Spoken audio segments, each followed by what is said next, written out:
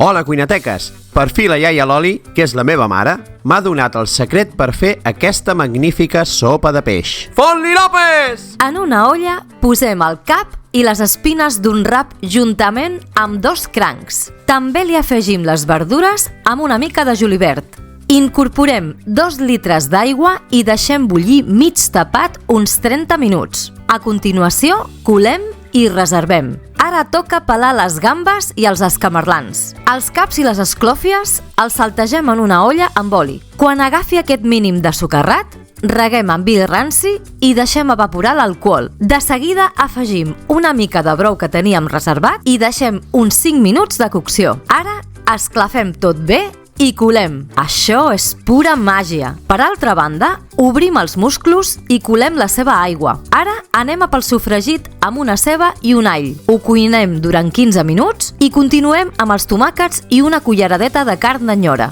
2 minutets i escapcem una patata a trossets petits. Afegim una mica del brou de peix i deixem coent uns 15 minuts. Ho triturem tot i li incorporem la resta del brou, més l'aigua dels musclos i el concentrat de les gambes. Deixem fent xup-xup 5 minuts i afegim el rap talladet, les gambes i escamarlans també tallats i els musclos. Ara serà el moment de tastar i rectificar de sal si convé. 5 minuts més de xup-xup i a gaudir d'aquesta sopa de peix reconfortant.